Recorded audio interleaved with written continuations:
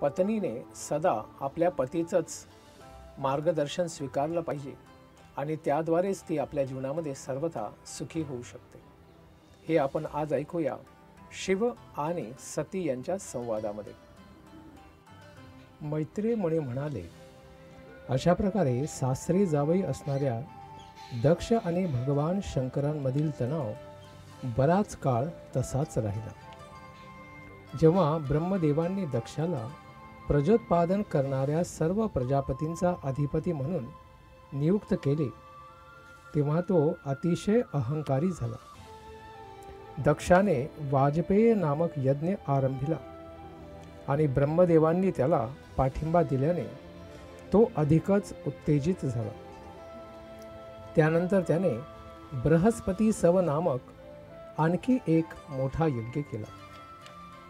यज्ञ केला जात होता तेव्हा अनेक ब्रह्मर्षी, देवर्षी, पितृगण आणि इतर देवतागण आणि त्यांच्या सुंदररित्या अलंकृत पत्नींनी विश्वाच्या विविध भागांमधून येऊन त्या यज्ञामध्ये भाग घेतला. आपल्या पित्याने आरंभिलेल्या त्या महान यज्ञासंबंधी अवकाशात उडणारे स्वर्गवासी परस्परांमध्ये संभाषण करीत असल्याचे दक्ष कन्या पतिव्रता सतीने ऐकले. सर्व दिशांतून आलेल्या गंधर्वांच्या सुंदर आणि चंचल नेत्रांच्या पत्न्या उत्तम वस्त्रे धारण करून आणि कर्णकुंडली आणि कंठीमाळांनी अलंकृत होऊन तिच्या निवासस्थानाजवळून यज्ञाकरिता जात असल्याचे तिने पाहिले. तेव्हा अतिशय उत्सुकतेने ती आपल्या पतीकडे भूतनाथांकडे जाऊन पुढील प्रमाणे म्हणाली. सती म्हणाली, हे शिवजी, तुमच्या सासऱ्यांनी आता महायज्ञ आरंभिला आहे आणि त्यांच्याद्वारे निमंत्रित सर्व देवता तिथे जात आहेत.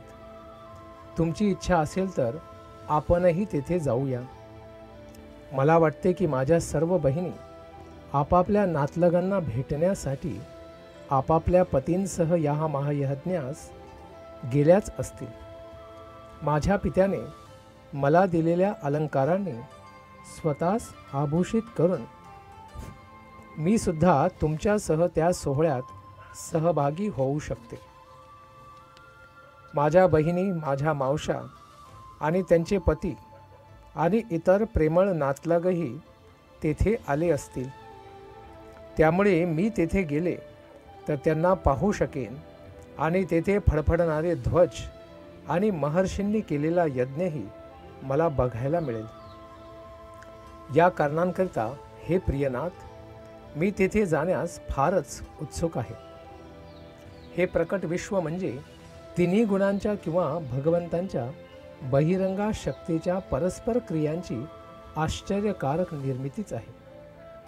हे सत्य तर पूर्णपणे आपल्याला ज्ञात आहे, परंतु मी मात्र तर एक दीन स्त्री आहे. मला या सत्याचे ज्ञान नाही, हेही तुम्हास माहीत आहे. त्यामुळे मी माझे जन्मस्थान पुन्हा एकदा पाहण्याची इच्छा आहे. हे अजन्मा, हे नीलकंठ, केवळ माझे नातेवाईकच नव्हे तर उत्तम वस्त्रे परिधान केलेल्या आभूषणांनी अलंकृत अशा इतर स्त्रिया देखील आपापल्या पती आणि मित्रांसहित तेथे जात आहेत. त्यांच्या शुभ्र धवल विमानांच्या थव्यांमुळे संपूर्ण आकाश कसे सुंदर झाले आहे ते तर पहा. हे सूरवर्य, आपल्या पित्याच्या घरी एखादा उत्सव साजरा होत असल्याचे ऐकून एका कन्येचा देह कसा काय अविचलित राहू शकेल? मला निमंत्रित केले नाही याची तुम्ही विचार करीत असला तरी मनुष्य आपला मित्र, पती, आध्यात्मिक गुरु किंवा पिता यांच्या घरी निमंत्रण नसताना गेला तरी त्यामध्ये काहीही चुकीचं नाही किंवा अपाय नाही आहे. हे अमर प्रभू, तुमच्या माझ्यावरती असणाऱ्या कृपेमुळे माझी इच्छा पूर्ण व्हावी हीच माझी इच्छा आहे. तुम्ही मला तुमची अर्धांगिनी बनवलेला आहे, म्हणूनच माझ्यावरती अनुग्रह करा आणि माझी याचना स्वीकार करा. यावरती मैत्रेय ऋषी म्हणाले, कैलास पर्वताचे उद्धारक असणारे भगवान शिवजी त्यांची प्रिय पत्नी असे म्हणताच ते स्मितहास्य करू लागले. आणि त्याच वेळी महादेव म्हणाले, हे शोभणे, तू म्हणालीस की मनुष्य मित्राच्या घरी निमंत्रण नसतानाही जाऊ शकतो, आणि हे खरे आहे. परंतु जेव्हा असा मित्र देहात्मबुद्धीमुळे अतिथीमध्ये दोष पाहत नाही आणि त्या योगे त्याच्यावरती क्रोधही करीत नाही, तेव्हाच आपण त्याच्याकडे जाऊ शकतो. शिक्षण, तप, संपत्ती, सौंदर्य, तारुण्य आणि उच्च कुळ हे 6 गुण अत्यंत उन्नत लोकांचे असले तरी ते गुण स्वतःकडे असल्याचा जिला अहंकार असतो ती व्यक्ती अंध होते आणि त्यामुळे तिची सारासार बुद्धी नष्ट होते आणि ती महान पुरुषांचे महात्म्य जाणू शकत नाही. जेव्हा यजमानाचे मन विचलित असते आणि तो भुवया उंचावून क्रोधित नेत्रांनी आपल्या अतिथीकडे पाहतो, तेव्हा तो आपला नातलग किंवा मित्र असला तरीही मनुष्याने त्याच्या घरी जाऊ नये. भगवान शिवजी पुढे म्हणाले, नातेवाईकांच्या निर्दयी शब्दांच्या आघातामुळे मनुष्य जितका दुःखी होतो तितका तो शत्रूच्या बाणांच्या घावांमुळे सुद्धा कधीही इतका दुःखी होत नाही, कारण ते दुःख रात्रंदिवस त्याच्या हृदयाचे तुकडे तुकडे करीत राहते. हे गौरवर्णीय देवी सती, दक्षाच्या अनेक कन्यांमध्ये तू त्याची अतिशय प्रिय कन्या आहेस हे तर स्पष्टच आहे. तरीही तू शिवजीची पत्नी असल्यामुळे त्याच्या घरी तुझा आदर केला जाणार नाही. उलट पक्षी तू शिवजीशी संबंधित आहेस याचे तुला दुःखच होईल. मिथ्या अहंकाराने प्रभावित झालेला आणि मनाने आणि इंद्रियांनी सदैव विचलित असणारा मनुष्य आत्मसाक्षात्कारी व्यक्तीचे ऐश्वर्य सहन करू शकत नाही. आत्मसाक्षात्काराच्या स्तराप्रती उन्नत होण्यास असमर्थ असल्यामुळे तो अशा व्यक्तीचा तितकाच मत्सर करतो जितका राक्षस पूर्ण पुरुषोत्तम भगवान श्रीहरी यांचा मत्सर करतात. परमपदम द्वेष्टी यथा सुरा हरी. हे सुमध्यमे, उठून उभे राहून परस्परांचे स्वागत करून आणि एकमेकांना अभिवादन करून मित्र आणि स्नेही एकमेकांना शुभेच्छा हे देत असतात. परंतु आध्यात्मिक स्तरावरती उन्नत झालेले लोक बुद्धिमान असल्यामुळे शरीरात स्थित असलेल्या परमात्म्यालाच प्रणाम करतात. ते देहाशी तादात्म्य करणाऱ्या व्यक्तीस वंदन करीत नाही.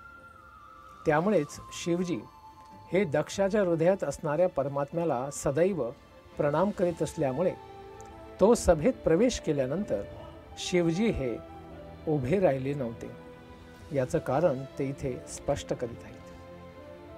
त्यामुळे शिवजींमध्ये कोणताही दोष नाही, कारण ते सदा परमात्म्याला प्रणाम करीत असतात.